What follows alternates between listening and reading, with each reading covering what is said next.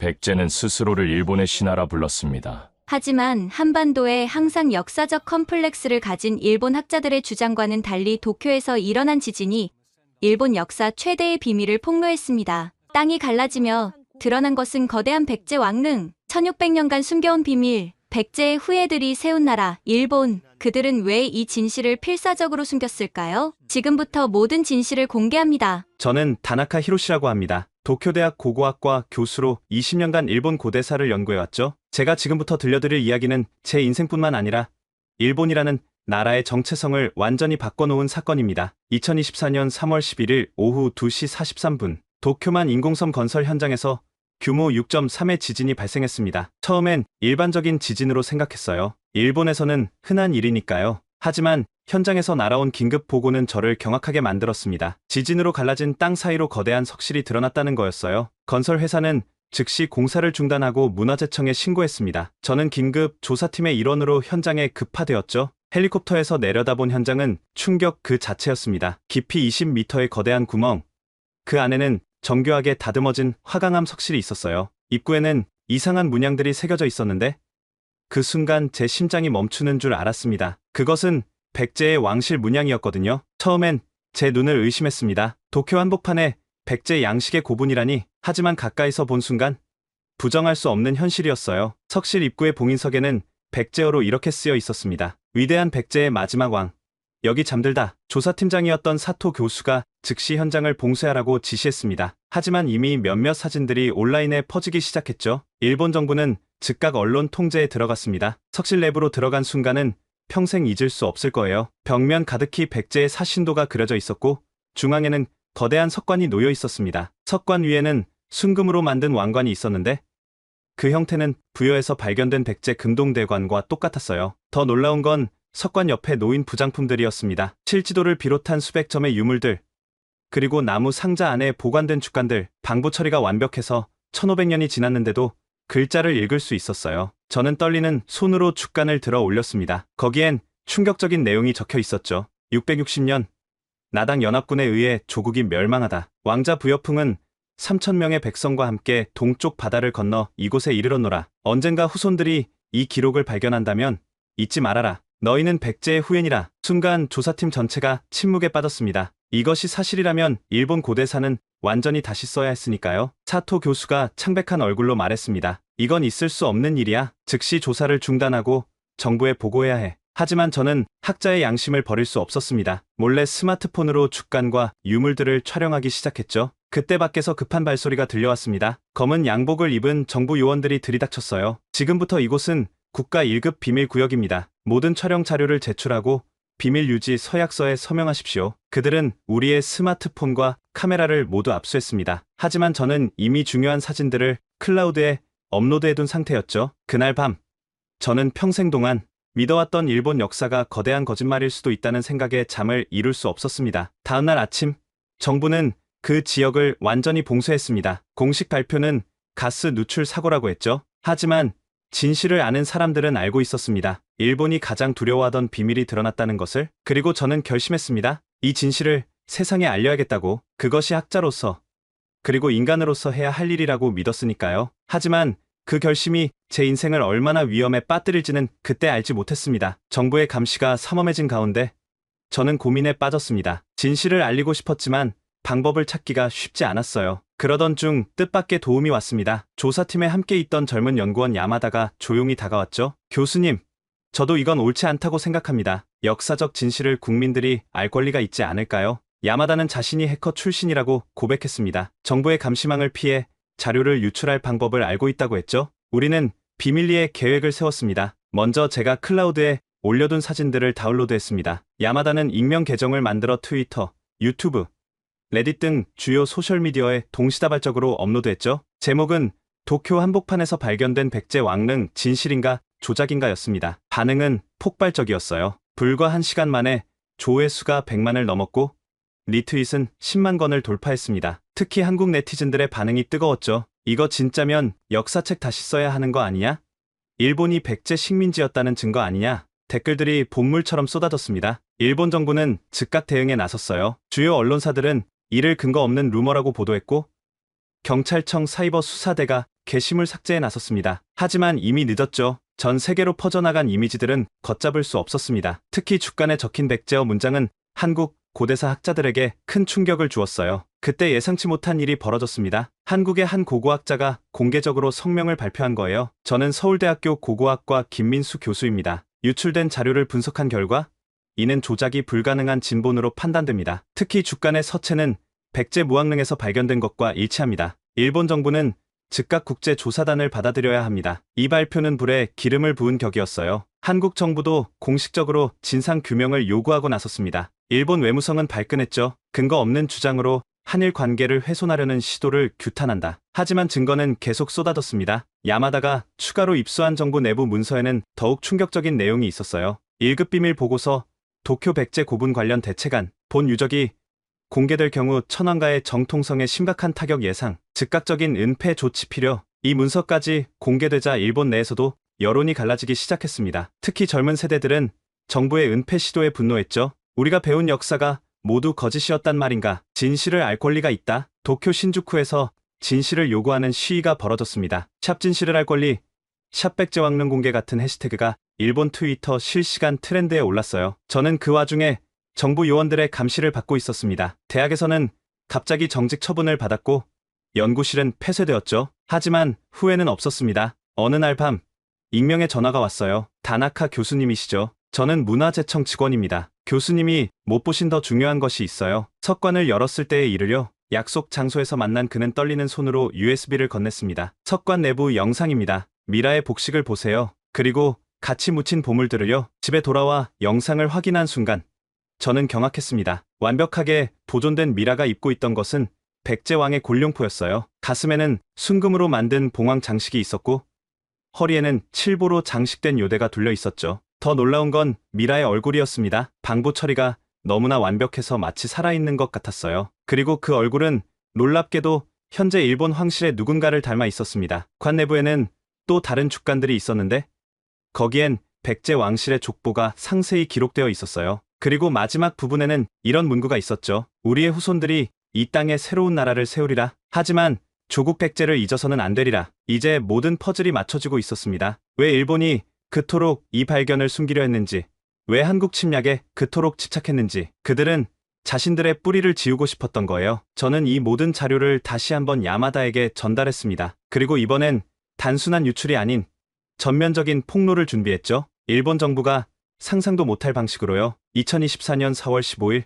저는 인생에서 가장 위험한 결정을 내렸습니다. 한국 조사단과 함께 봉쇄된 발굴 현장에 잠입하기로 한 것이죠. 한국에서 온 조사단은 특별했습니다. 김민수 교수를 필두로 한 최정예 고고학자들과 함께 전직 특수부대 출신들까지 포함되어 있었어요. 그들은 일본 정부의 허가 없이 현장 접근을 시도할 계획이었고 저는 내부 안내자 역할을 맡았습니다. 새벽 3시, 우리는 도쿄만 인근의 한 폐쇄된 부두에서 만났습니다. 김민수 교수가 낮은 목소리로 말했어요. 다나카 교수님, 정말 감사합니다. 당신의 용기가 역사를 바꿀 겁니다. 우리는 소형 보트를 타고 인공섬 건설 현장으로 향했습니다. 새벽 안개를 뚫고 나아가는 동안 제 심장은 미친 듯이 뛰었어요. 만약 잡히면 저는 국가반역죄로 기소될 게 뻔했으니까요. 현장 경비는 예상보다 삼엄했습니다. 해상 자위대 순시선이 돌고 있었고 섬 주변엔 철조망이 쳐져 있었죠. 하지만 한국팀은 준비가 철저했습니다. 드론을 띄워 경비 패턴을 파악하고 순시선이 반대편으로 간 틈을 타 상륙에 성공했어요. 제가 아는 비밀 통로로 안내했습니다. 건설 현장 지하 통로를 통해 석실로 접근할 수 있었죠.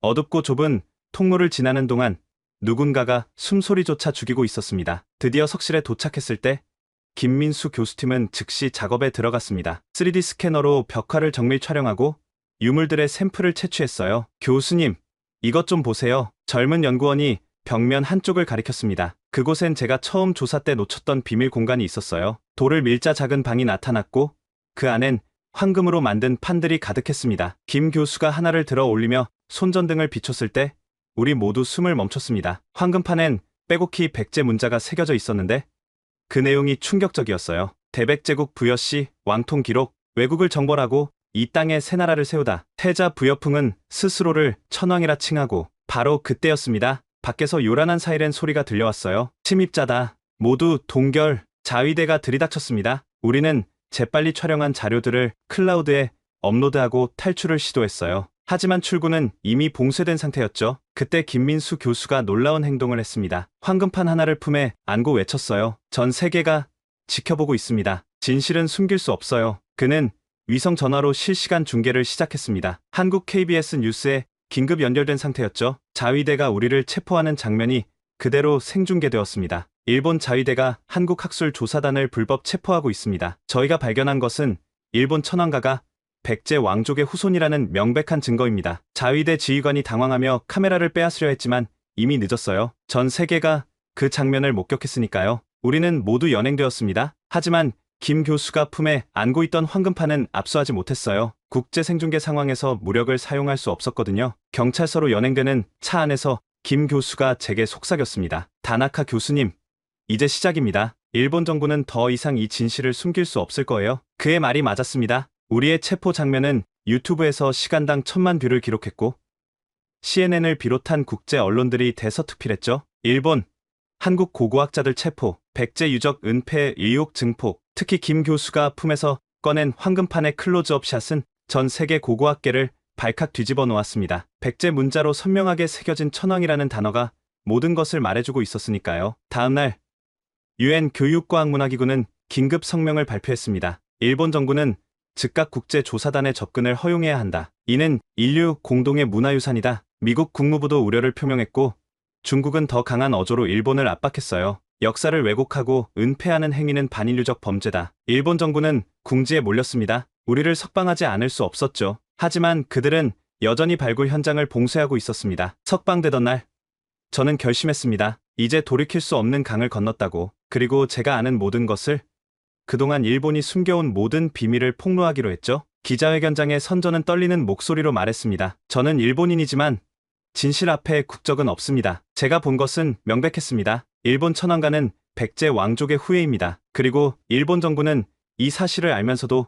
국민을 속여왔습니다. 그 순간 일본 현대사의 가장 큰 폭탄이 터졌습니다. 그리고 이것은 시작에 불과했죠. 제 기자회견 이후 일본은 발칵 뒤집혔습니다. 우익단체들은 저를 매국노라고 규탄했고 연일 제 자택 앞에서 시위를 벌였죠. 하지만 동시에 진실을 요구하는 목소리도 커졌습니다. 2024년 5월 1일 UN 본부에서 역사적인 회의가 열렸습니다. 유네스코 긴급 특별위원회였죠. 저는 핵심 증인으로 소환되었고 김민수 교수와 함께 뉴욕으로 향했습니다. 회의장은 팽팽한 긴장감으로 가득했어요. 일본 대표단은 저를 째려보았고 한국 대표단은 비장한 표정이었죠. 중국과 미국, 러시아 대표들도 예민하게 상황을 주시하고 있었습니다. 의장이 개회를 선언하자 김민수 교수가 먼저 발언했습니다. 존경하는 위원님들, 우리가 발견한 것은 단순한 고고학적 유물이 아닙니다. 이는 동아시아 역사를 다시 쓸 증거입니다. 김 교수는 그동안 수집한 모든 자료를 공개했어요. 황금판의 정밀 사진, 3D 스캔 데이터, 그리고 결정적으로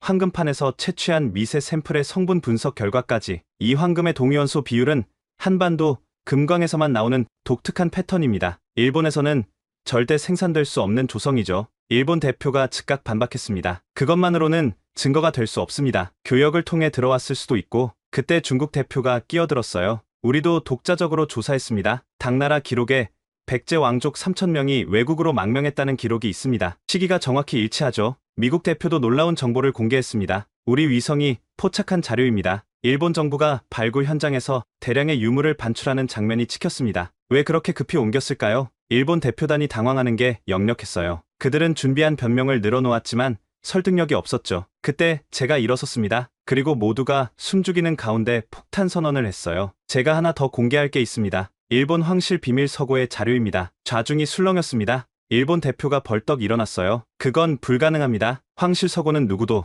저는 USB를 꺼냈습니다. 사실 문화재청 직원이 준 자료 중에는 더 충격적인 것들이 있었거든요. 메이지 시대 일본 정부는 비밀리에 황실 계보를 조사했습니다. 그리고 충격적인 사실을 발견했죠. 덴무 천황이 백제 의자왕의 아들이라는 것을요. 대형 화면에 고문서가 떴습니다. 한문으로 쓰인 비밀 보고서였죠. 천황과 혈통 조사 급기 보고서. 덴무 천황 측 부여풍은 백제국 마지막 태자로서. 일본 대표가 소리쳤습니다. 조작이다. 그런 문서는 존재하지 않는다. 하지만 저는 계속했어요. 이 보고서를 작성한 사람은 메이지 천황의 최측근 이토 히로부미였습니다. 그는 이 사실이 알려지면 천황제가 무너질 것을 두려워했죠. 그래서 한국을 식민지로 만들어야 한다고 주장했습니다. 증거를 영원히 묻기 위해서요. 회의장이 웅성거렸습니다. 한국 대표가 추가 자료를 제시했어요. 우리는 백제 왕릉에서 발견된 DNA를 분석했습니다. 그리고 일본 고대 천왕릉의 DNA와 비교했죠. 물론 일본 정부는 천왕릉 발굴을 금지하고 있지만 메이지 시대에 몰래 채취한 샘플이 있었습니다. 결과가 화면에 떴을 때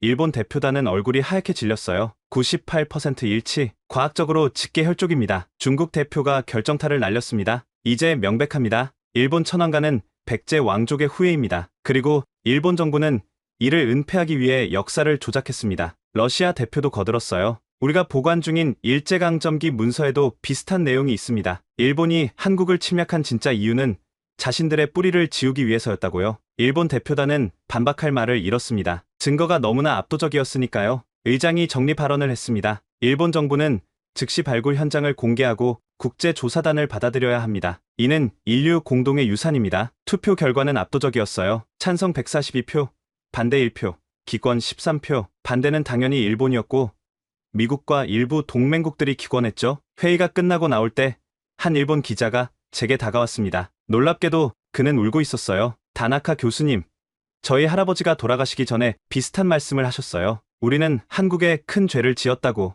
이제야 그 의미를 알 것 같습니다. 그날 밤 전 세계 언론은 일제히 이 소식을 대서특필했습니다. 일본 천황가 백제 왕족의 후예 확인, 역사상 최대의 은폐 공작 드러나. 도쿄에서는 대규모 시위가 벌어졌어요. 흥미로운 건 시위대가 둘로 나뉘었다는 겁니다. 진실을 거부하는 우익과 진실을 요구하는 시민들로요. 샵 천황은 백제인, 샵 역사를 바로잡자. 이런 해시태그가 일본 소셜미디어를 뒤덮었습니다. 특히 젊은 세대들은 충격을 넘어 분노했죠. 자신들이 그동안 세뇌당했다는 사실에요. 저는 뉴욕에서 도쿄로 돌아오는 비행기 안에서 생각했습니다. 이제 판도라의 상자는 열렸다고. 그리고 일본이라는 나라는 앞으로 완전히 달라질 거라고요. 유엔 회의 이후 일본 정부는 큰 압박을 받았습니다. 하지만 그들은 여전히 버티고 있었죠. 그런데 예상치 못한 곳에서 결정적인 한 방이 날아왔습니다. 2024년 5월 20일 교토에서 놀라운 일이 벌어졌어요. 황실 서고를 관리하던 구나이초 직원 하나가 엄청난 자료를 들고 나타난 겁니다. 그의 이름은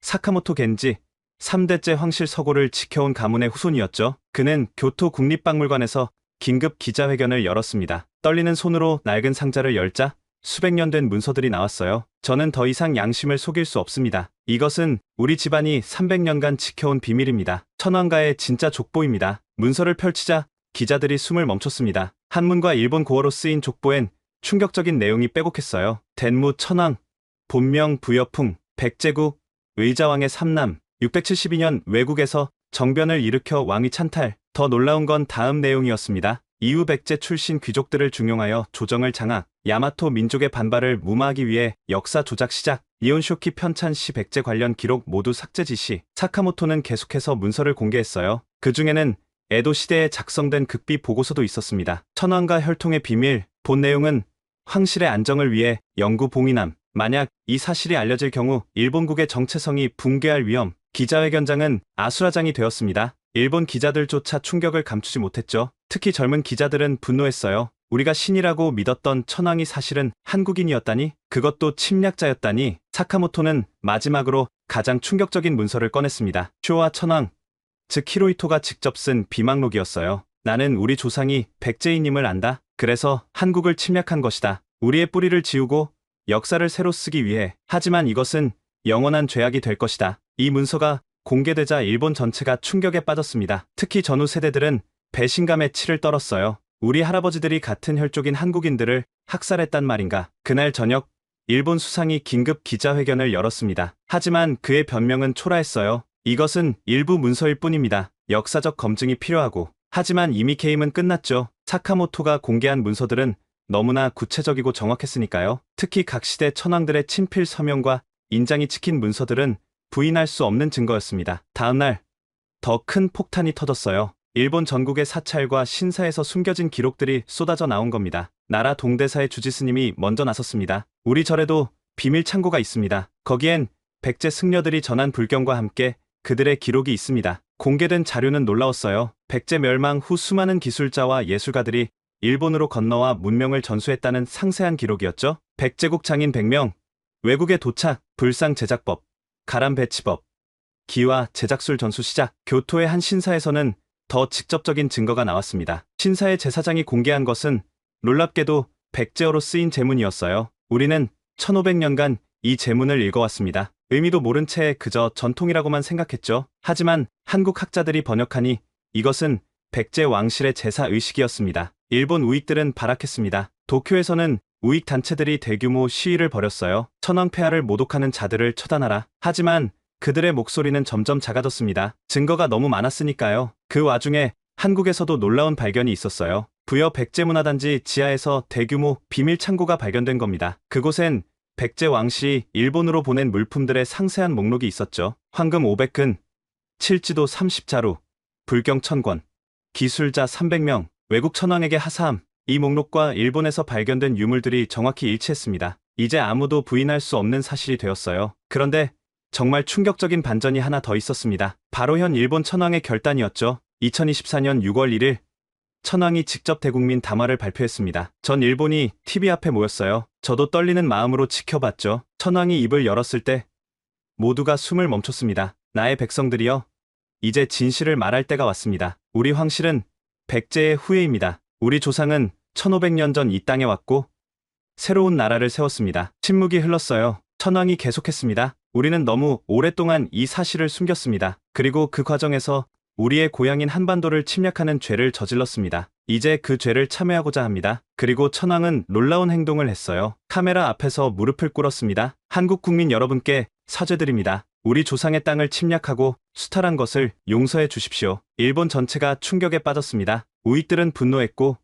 시민들은 혼란스러워했죠. 하지만 젊은 세대들은 환영했어요. 이제야 진짜 역사가 시작되는구나. 그날 밤 도쿄 거리는 이상한 분위기였습니다. 어떤 이들은 울고 어떤 이들은 웃었어요. 1500년의 거짓이 무너지는 순간이었으니까요. 저는 연구실에서 조용히 생각했습니다. 진실은 아무리 숨겨도 언젠가는 드러난다는 것을. 그리고 이제 일본과 한국은 새로운 관계를 만들어갈 수 있을 거라고요. 천황의 충격 고백 이후 일본 정부는 더 이상 발굴을 막을 수 없었습니다. 2024년 6월 15일 드디어 국제조사단이 도쿄 백제 왕릉에 공식 진입했어요. 저는 조사단의 일원으로 다시 그곳에 섰습니다. 석실 입구에서 김민수 교수가 제 어깨를 두드렸죠. 다나카 교수님, 당신 덕분입니다. 이제 진짜 역사가 밝혀질 거예요. 조사단이 석실에 들어가자 모두 압도되었습니다. 일본 정부가 급히 반출하려던 유물들이 아직도 수천 점이나 남아 있었거든요. 그런데 정말 놀라운 발견은 석실 깊숙한 곳에서 나왔습니다. 숨겨진 제2석실이 있었던 거예요. 그곳에서 나온 것은 상상을 초월했습니다. 백제 왕실의 완전한 도서관이었어요. 수만 권의 죽간과 목간,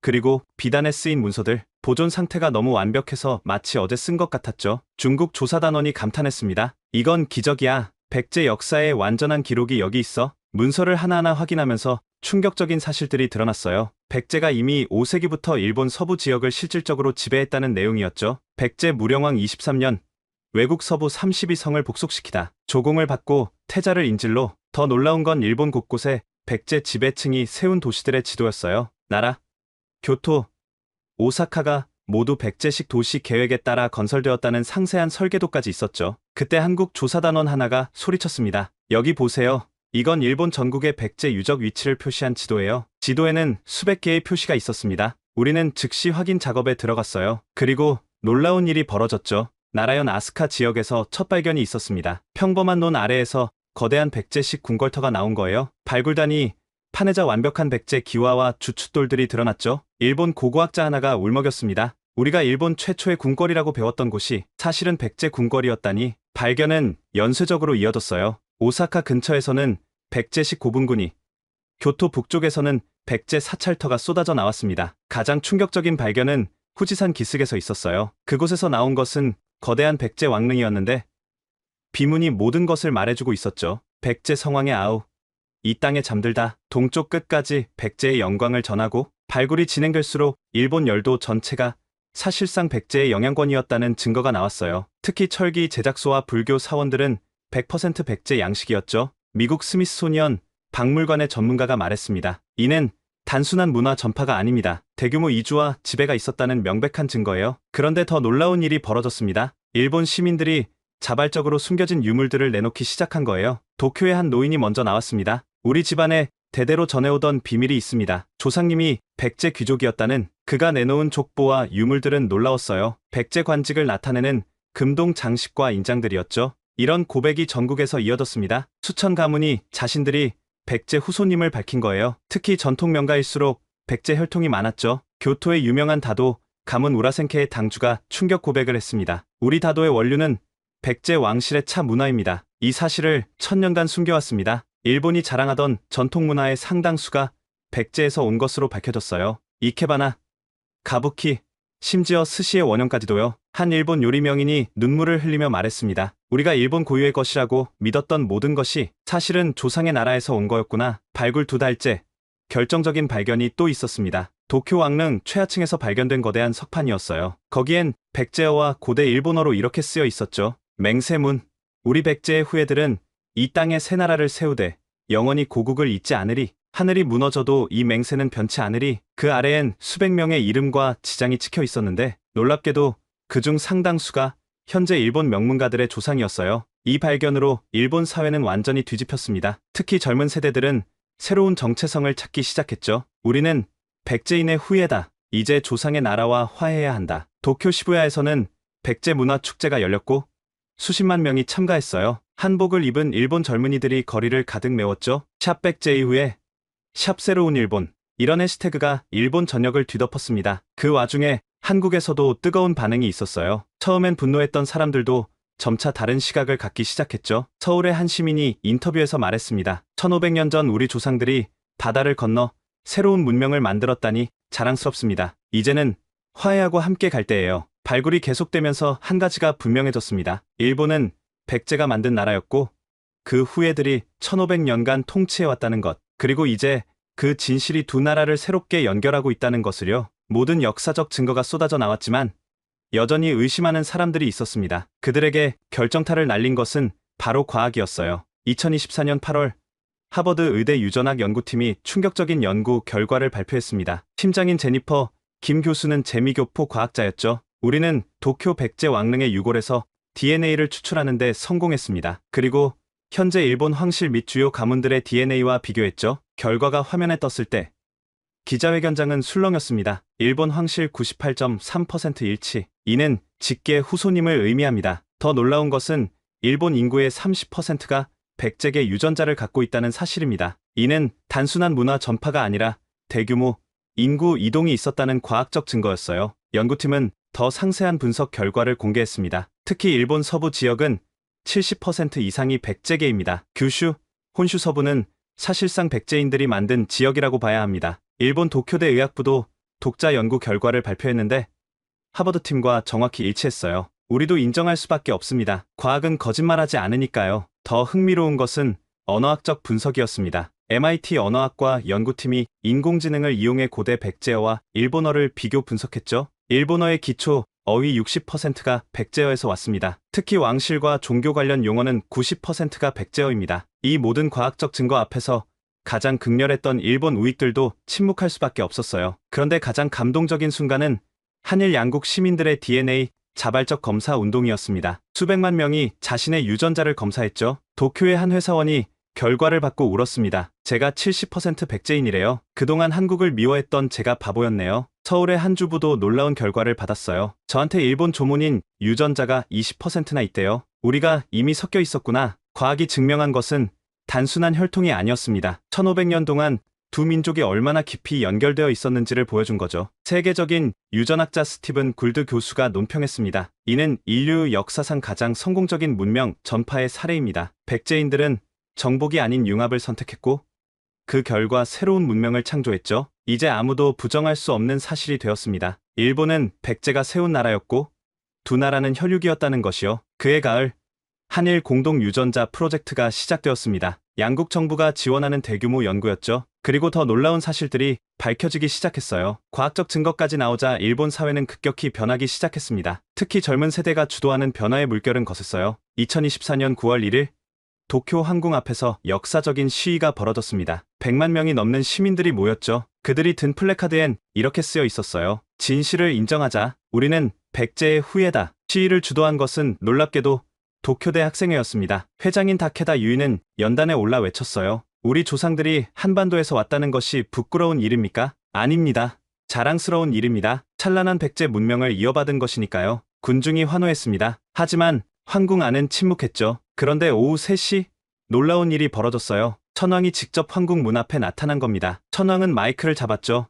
나의 백성들이여, 아니 나의 동포들이여, 여러분의 목소리를 들었습니다. 이제 행동할 때입니다. 천왕은 충격적인 선언을 했어요. 나는 오늘부터 백제 왕실의 후예임을 공식 칭호에 포함시킬 것입니다. 그리고 매년 백제 문화의 날을 국경일로 지정하겠습니다. 군중은 감격의 눈물을 흘렸습니다. 1500년 만의 역사적 화해의 순간이었어요. 하지만 모든 일본인이 이를 받아들인 것은 아니었습니다. 극우 세력은 여전히 저항했죠. 그들은 천황을 배신자라 부르며 폭력 시위를 벌였어요. 천황제를 지켜라. 날조된 역사를 거부한다. 일본 사회는 두 갈래로 갈라졌습니다. 진실을 받아들이는 진보 세력과 이를 거부하는 보수 세력으로요. 그때 결정적인 사건이 일어났습니다. 일본 자위대 최고 사령관이 기자회견을 연 거예요. 모두가 그가 보수 세력을 지지할 거라 생각했죠. 하지만 군인으로서 저는 진실을 수호할 의무가 있습니다. 과학적 증거와 역사적 사실 앞에서 자위대는 천황 폐하를 지지합니다. 이는 사실상 게임 오버였어요. 군부마저 천황 편에 선 것이죠. 다음 날 일본 국회에서 역사적인 결의안이 통과되었습니다. 백제 역사 인정 및 한국에 대한 사과 결의안이었어요. 일본국은 백제 왕실의 후예가 세운 나라임을 인정한다. 그리고 과거 조상의 나라를 침략한 것에 대해 진심으로 사과한다. 투표 결과는 압도적이었습니다. 찬성 450표, 반대 50표. 이 소식이 전해지자 서울에서도 큰 반응이 있었어요. 한국 국회도 화답했죠. 대한민국은 일본의 진정한 사과를 받아들인다. 이제 두 나라는 혈육으로서 새로운 미래를 만들어가야 한다. 양국 시민들 사이에선 감동적인 일들이 벌어졌습니다. 도쿄의 한 노인이 한국 대사관을 찾아왔어요. 그는 무릎을 꿇고 울었죠. 저희 아버지가 일제강점기 때 조선총독부에서 일했습니다. 같은 핏줄에게 저지른 죄를 용서해 주세요. 서울에서는 일본인 관광객들을 환영하는 플래시몹이 벌어졌고요. 어서 오세요. 1500년 만의 귀향을 환영합니다. 특히 감동적이었던 것은 양국 젊은이들의 교류였어요. 도쿄와 서울에서 동시에 백제 문화 축제가 열렸는데 수백만 명이 참가했죠. 일본 젊은이들이 한복을 입고 한국 전통 춤을 추고 한국 젊은이들이 기모노를 입고 일본 전통 차를 마시는 모습은 새로운 시대의 시작을 알렸어요. 하지만 가장 중요한 변화는 교육 현장에서 일어났습니다. 일본 문부성이 역사 교과서를 전면 개편한 거예요. 새 교과서의 첫 장엔 이렇게 쓰여 있었습니다. 일본의 역사는 백제에서 시작되었다. 우리는 한반도에서 온 선진 문명의 후예다. 일본 전국의 학교에서 한국어가 필수 과목이 되었고 백제사가 정규 과목으로 편성되었죠. 도쿄의 한 고등학교 역사 선생님이 말했어요. 처음엔 혼란스러웠습니다. 30년간 가르쳐온 것과 정반대니까요. 하지만 이제는 자랑스럽게 진실을 가르칩니다. 한 학생이 손을 들고 물었어요. 선생님, 그럼 우리가 한국을 침략한 건 정말 나쁜 일이었네요. 선생님이 답했습니다. 그렇습니다. 우리는 조상의 나라를 침략했어요. 하지만 이제 우리가 할 일은 진정한 사과와 화해입니다. 교실에 숙연한 분위기가 흘렀어요. 하지만 그것은 절망이 아닌 희망의 침묵이었죠. 교육개혁이 시작되면서 한일 양국 학자들의 공동 연구가 본격화되었습니다. 2024년 10월 서울대와 도쿄대가 공동으로 백제 일본 역사 연구소를 설립했어요. 연구소장은 공동으로 김민수 교수와 제가 맡았습니다. 첫 번째 프로젝트는 백제 멸망 후 일본 이주 경로를 완전히 재구성하는 것이었죠. 우리는 양국에 흩어진 모든 자료를 모았습니다. 그리고 놀라운 그림이 그려지기 시작했어요. 660년 7월 백제가 나당 연합군에 멸망하자 대규모 엑소더스가 시작되었습니다. 부여풍을 중심으로 한 왕족과 귀족들은 미리 준비한 선단을 이끌고 동쪽으로 향했죠. 첫 번째 기착지는 대마도였습니다. 그곳에서 발견된 비석에는 이렇게 쓰여 있었어요. 백제 유민 3천.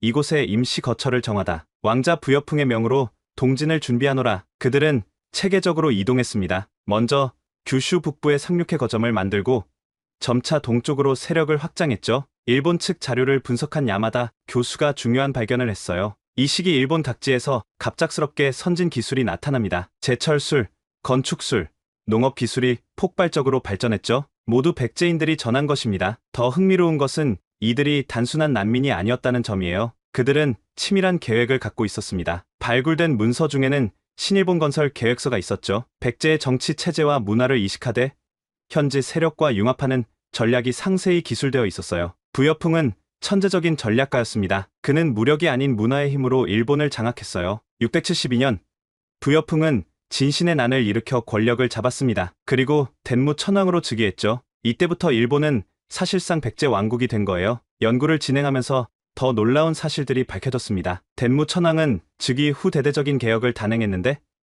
그 내용이 백제의 제도와 똑같았어요. 율령제, 불교지능, 역사서 편찬 모두가요. 특히 주목할 것은 일본서기 편찬이었습니다. 겉으로는 일본 역사서지만 실제로는 백제 역사를 일본 역사로 둔갑시킨 작업이었죠. 한 연구원이 흥미로운 분석을 내놨어요. 일본서기에 나오는 초기 천왕들의 이름을 분석해보니 상당수가 백제 왕들의 이름을 변형한 것이었습니다. 증거는 계속 나왔어요. 일본 고대 수도였던 나라와 교토의 설계가 백제 수도 사비성과 똑같았고 주요 사찰들도 백제 양식 그대로였죠. 언어학적 증거도 명확했습니다. 고대 일본어의 왕실 용어를 분석한 결과 90%가 백제어였어요. 천왕을 스메라미코토라고 하죠. 이것은 백제어 수미라마오토인데 하늘에서 내린 큰 어른이라는 뜻입니다. 문화면에서도 놀라운 연결고리들이 발견되었어요. 일본이 자랑하는 전통 예술들, 노, 가부키, 다도, 이케바나 모두가 백제 왕실 문화에서 발전한 것이었습니다. 한 일본 전통 예술가가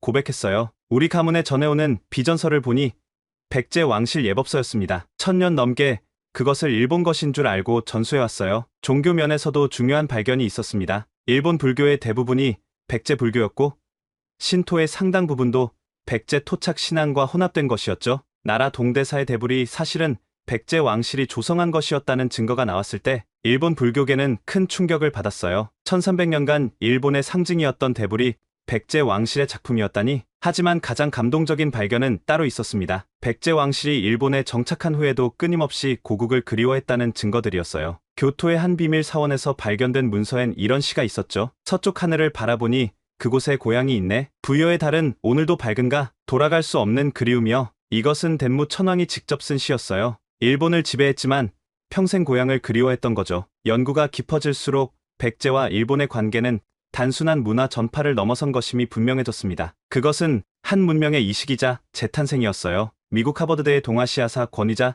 존 페어뱅크 교수가 평가했습니다. 이는 세계사에서 유례를 찾기 힘든 문명 이동입니다. 백제인들은 만국의 한을 새로운 창조의 에너지로 바꿨어요. 그 결과가 오늘날의 일본입니다. 이제 역사는 완전히 다시 쓰이고 있었습니다. 그리고 그 과정에서 한일 양국은 서로를 새롭게 발견하고 있었어요. 2024년 11월 3일 역사적인 날이 밝았습니다. 한일 정상회담이 경주에서 열린 거예요. 장소 선택도 의미가 있었죠. 신라가 백제를 멸망시킨 그곳에서 화해를 하겠다는 뜻이었으니까요. 일본 총리가 전용기에서 내릴 때 한국 대통령이 직접 마중 나갔습니다. 두 정상이 악수하는 순간 양국 국민들은 숨을 멈췄어요. 첫 일정은 불국사 참배였습니다. 그런데 일본 총리가 놀라운 행동을 했어요. 대웅전 앞에서 큰 절을 올린 거죠. 1500년 전 이곳을 떠난 우리 조상들의 넋을 위로합니다. 그리고 조상의 나라에 저지른 죄를 참회합니다. 한국 대통령이 글을 일으켜 세웠습니다. 이제 과거는 용서하고 미래로 나아갑시다. 우리는 한 핏줄이니까요. 정상회담에서는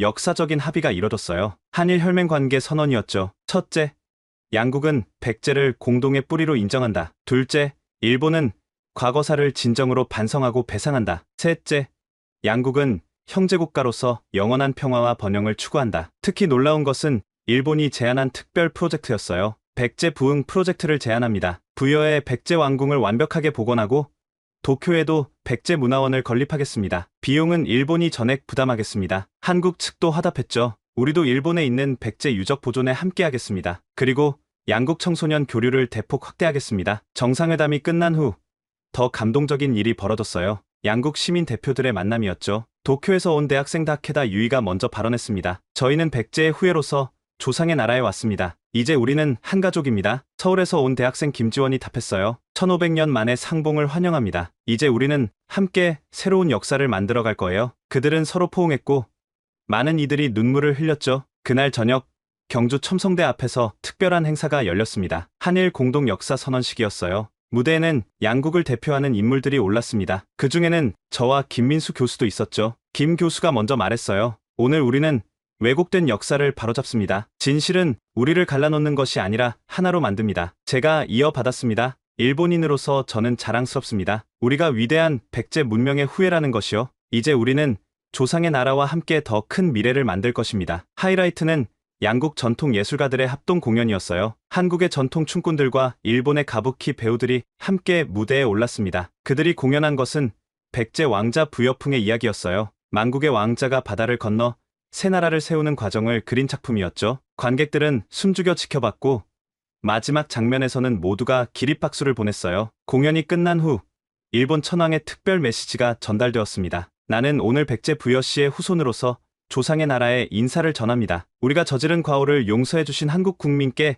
감사드립니다. 이제 우리는 영원한 형제입니다. 한국 대통령도 화답했어요. 1500년 전 바다를 건넌 백제인들은 절망하지 않고 새로운 문명을 만들었습니다. 그 위대한 정신을 우리는 함께 계승할 것입니다. 그날 밤 경주의 하늘엔 대규모 불꽃놀이가 펼쳐졌습니다. 한일 우호의 불꽃이 밤하늘을 수놓았죠. 거리엔 양국 국기를 함께 든 시민들이 가득했고 백제를 그리워하는 노래가 울려 퍼졌어요. 샵 한일형제, 샵 백제 이후에 샵 새로운 시작, 이런 해시태그가 양국 SNS를 뒤덮었습니다. 특히 인상적이었던 것은 양국 노인들의 화해였어요. 일제강점기를 겪은 한국 할머니와 전범의 딸인 일본 할머니가 만나 서로를 끌어안았죠. 이제야 한이 풀립니다. 우리가 남이 아니었구나. 미안합니다. 정말 미안합니다. 같은 핏줄에게 저지른 죄를 용서해주세요. 이 장면은 전 세계에 생중계되었고 많은 이들에게 감동을 주었어요. 한일 화해는 동아시아 전체에 큰 파장을 일으켰습니다. 중국도 환영 성명을 발표했어요. 백제는 중국과도 깊은 관계가 있었다. 이제 한중일 3국이 고대의 우호 관계를 회복할 때다. 실제로 백제는 중국 남조와 활발히 교류했고 많은 문화를 수입했죠. 이제 그 역사적 연결고리가 새롭게 조명받기 시작했어요. 미국도 긍정적으로 평가했습니다. 한일 화해는 동북아 평화의 초석이 될 것이다. 과거를 극복하고 미래로 나아가는 모범이다. 유럽연합도 축하 메시지를 보냈어요. 유럽이 전쟁의 상처를 극복하고 통합했듯이 동아시아도 그 길을 가고 있다. 한일 화해를 진심으로 축하한다. 가장 큰 변화는 교육 현장에서 일어났습니다. 2026년부터 한일 양국은 공동 역사 교과서를 사용하기로 했어요. 백제사를 중심으로 양국에 연결된 역사를 가르치는 거죠. 첫 장의 제목은 우리는 한 뿌리에서 났다였습니다. 양국 청소년 교류도 폭발적으로 늘었어요. 매년 100만 명이 상호 방문하는 프로그램이 시작되었죠. 경제적으로도 큰 변화가 있었습니다. 한일 경제 공동체가 출범한 거예요. 양국은 형제국가로서 경제 통합을 추진하기로 했습니다. 관세 철폐는 물론 화폐 통합까지 검토 중이죠. 문화 교류는 더욱 활발해졌어요. 도쿄엔 한국문화원이, 서울엔 일본문화원이 대규모로 건립되었습니다. 그런데 명칭이 특별했어요. 백제문화원이었죠. 가장 상징적인 프로젝트는 백제대교였습니다. 부산과 후쿠오카를 잇는 해저터널 겸 대교 건설이 시작된 거예요. 이 다리는 단순한 교통로가 아닙니다. 1500년 전 백제인들이 건넜던 바닷길을 다시 잇는 것이죠. 오늘날 세계는 한일 화해를 보며 희망을 얻고 있습니다. 역사의 진실이 밝혀진 지 6개월, 두 나라는 이제 진정한 형제국가가 되었어요. 거리엔 한복과 기모노를 자유롭게 입는 젊은이들이 넘치고 양국어를 구사하는 것이 자연스러워졌죠. 무엇보다 중요한 것은 정신적 변화였습니다. 일본인들은 더 이상 한국을 무시하지 않고 한국인들은 일본을 미워하지 않게 되었어요. 1500년의 오해와 100년의 증오가 진실 앞에서 녹아내린 거죠. 앞으로도 갈 길은 멉니다. 하지만 이제 그 길을 함께 걸어갈 수 있게 되었어요. 백제의 후예들이 다시 하나가 되는 날, 동아시아의 새로운 시대가 열릴 것입니다. 역사는 계속됩니다. 그리고 우리가 만들어가는 것이죠. 지금까지 일본 백제 왕릉 발견으로 시작된 역사적 대전환의 이야기를 들어보셨습니다. 도쿄 한복판에서 발견된 백제 왕릉, 천황가의 백제 혈통 확인, 그리고 한일 양국의 극적인 화해까지, 이 모든 것이 단 8달 만에 일어난 일입니다. 물론 이것은 하나의 가정입니다. 하지만 역사에 만약이란 없다고 하죠. 진실은 언제나 하나니까요. 오늘 이야기 어떠셨나요? 여러분의 생각은 어떠신가요? 만약 정말로 일본이 백제의 후예라면 우리는 어떻게 해야 할까요? 미워하고 원망할 것인가? 아니면 용서하고 화해할 것인가? 역사는 과거의 기록이 아니라 미래를 위한 교훈입니다. 진실을 마주할 용기, 그리고 화해할 수 있는 아량, 그것이 우리에게 필요한 것 아닐까요? 댓글로 여러분의 의견을 남겨주세요. 구독과 좋아요도 부탁드립니다. 지금까지 원더풀 해외사연이었습니다. 감사합니다.